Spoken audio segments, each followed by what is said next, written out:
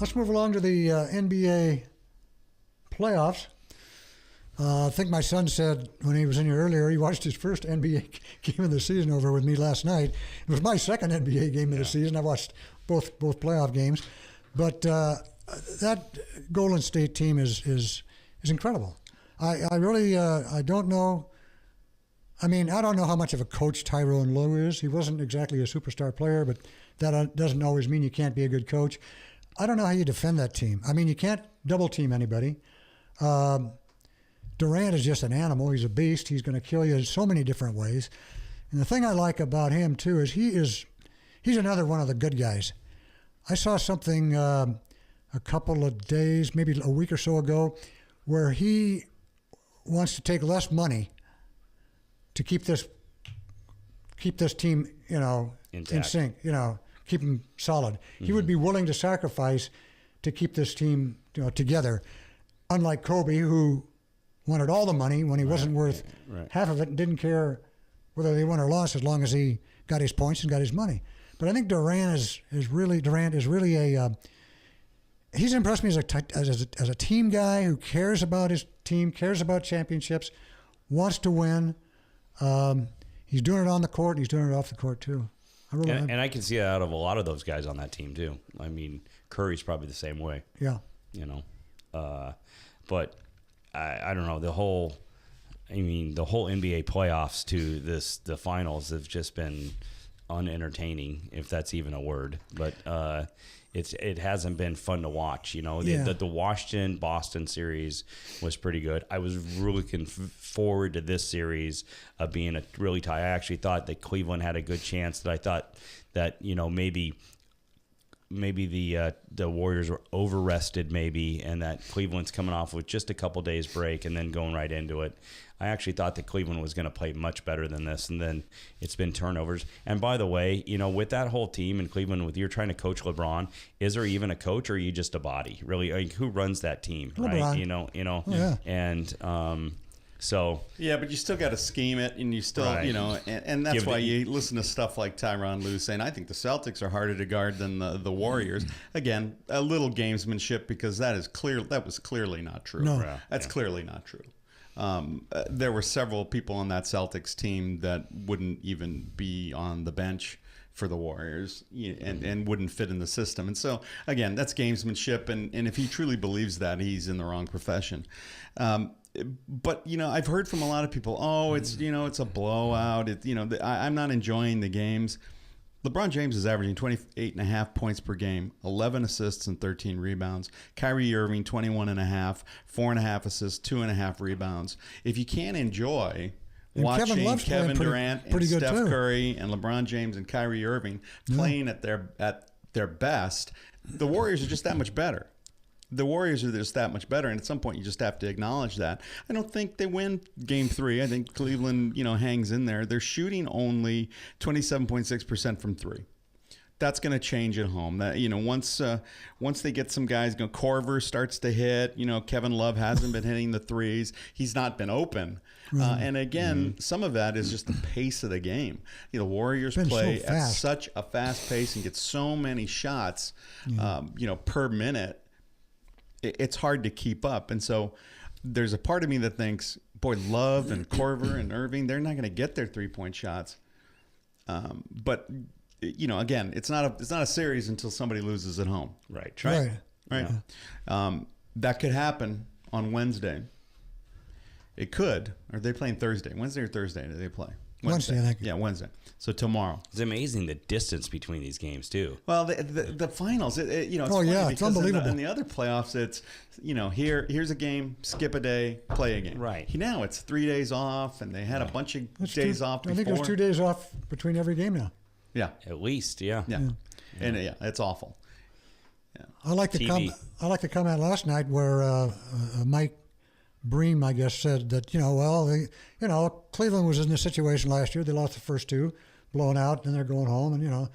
And Van Gundy piped up with, Kevin Durant wasn't here last year. Right. And that could make a lot of difference. And then calls them the best duo ever. Yeah. That was the other thing. And again, I think we're getting ahead of ourselves. That's a little bit Getting premature. ahead of ourselves there. Little premature. I'd like to see them win their second title before we start saying. Oh, yeah. But as far as abilities and how they play together, they're pretty darn good. I mean, they're really fun to watch. Yeah. And sort of the forgotten guy in this is Klay Thompson, who's averaging 14 points per game. Is shooting, only shooting about 40% from the field.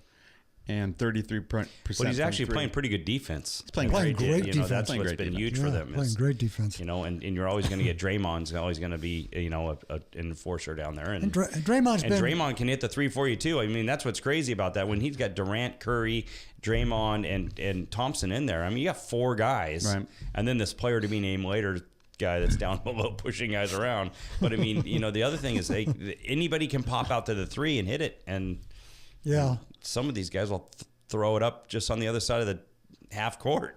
I mean, it's crazy. Yeah, I don't mind. I'm rooting obviously for Golden State, so I don't mind the blowouts at all. Yeah. But they really are a well-oiled machine. I just like, I've always been like those games that are coming down like the last 2 minutes, like the end of a hockey game when it's 2-1, you know what I mean? They're going to pull a goalie, and it just gets really exciting. And I just wish that would be. And there were times in this last game, like, they were down by 12 or 14 and they came back to being down by 2, and it just little by little it just went away again. And I'm just going to talk to you, Vince, a little bit about this, and if we're going to talk a little bit more, about this final, but I think it's the benches. I think the Warriors are a little bit deeper. Their bench is unbelievable on the bench, and I don't know if that's true or not. But it's totally true. Is it? Okay. Yeah, it's absolutely true. When you've got guys like Sean Livingston off the bench, Matt Tristan, JaVale McGee, coming off the bench, they have a distinct advantage. I think Cleveland needs to have their role players play a bigger role. So I'm looking at the Golden State Warriors. It's pretty hard. They're shooting 52% from the field. They're shooting 42% from three. Cleveland shooting 27.6% and 45% from the field. Both of those numbers will probably improve for Cleveland at home. It'll make that, and we were talking about this earlier, Golden State is a road favorite, 3.5-point favorite at Cleveland. And I think that's right. I still think I'd take the points there.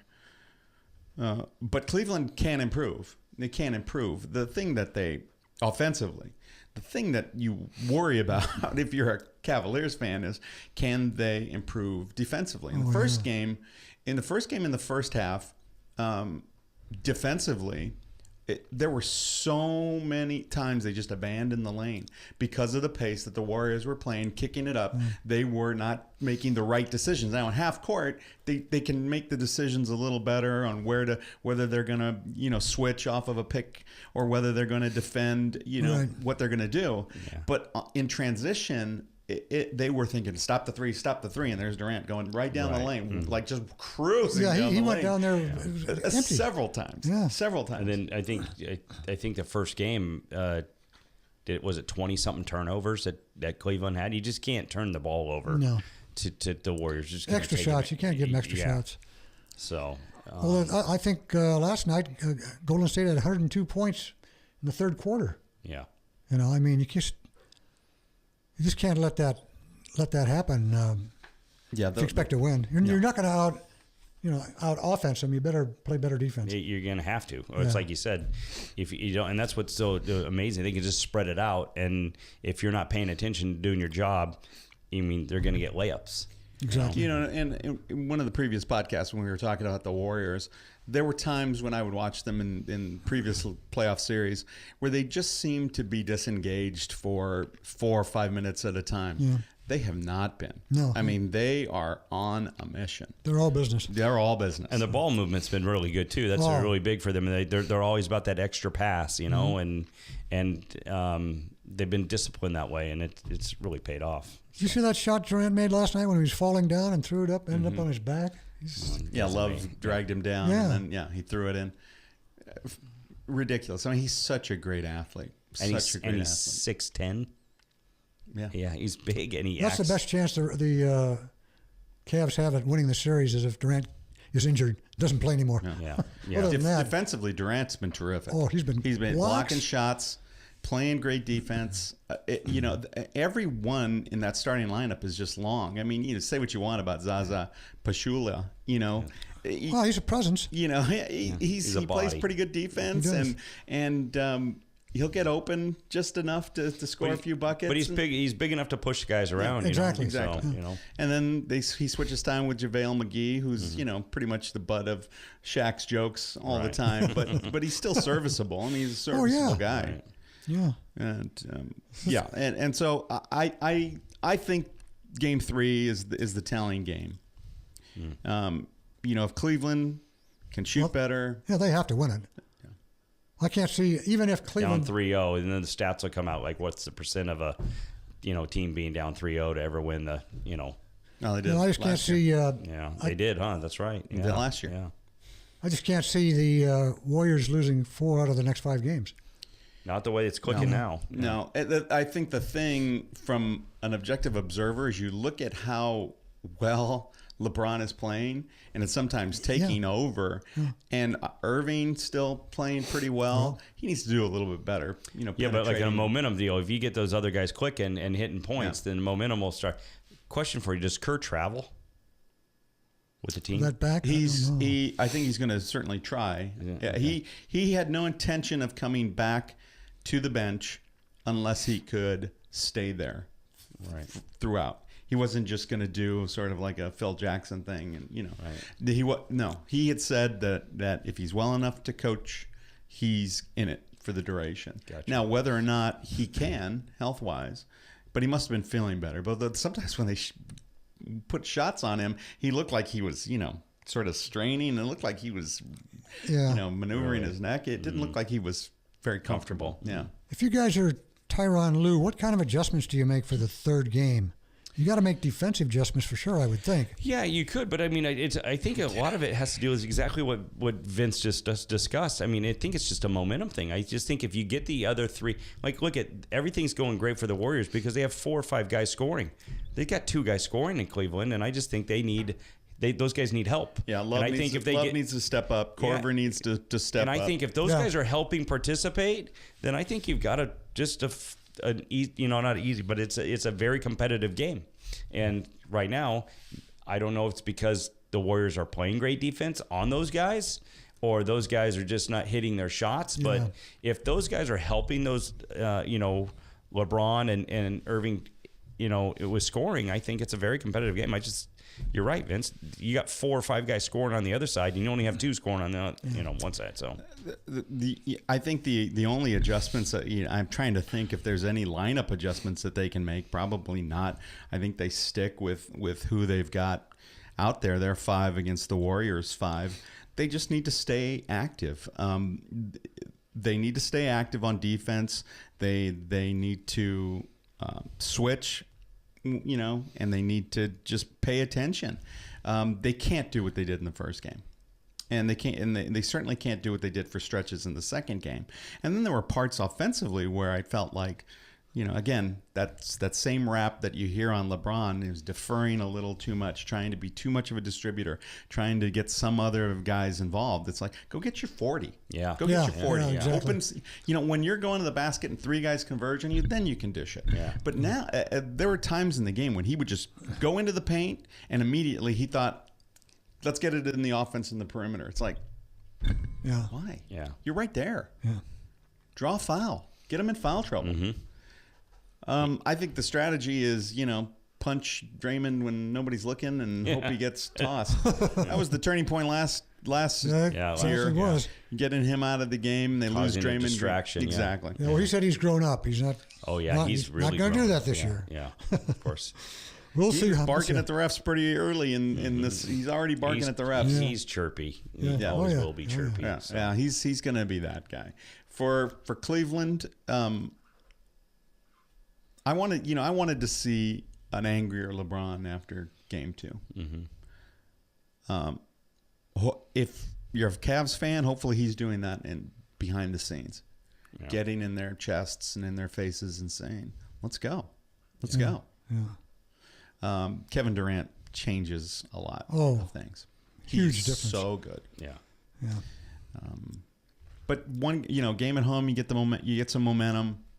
You hold service, and you go to the next game. Right. That's all. Cleveland has to be thinking: get that first one at home, and then hold serve in game 4. Yeah.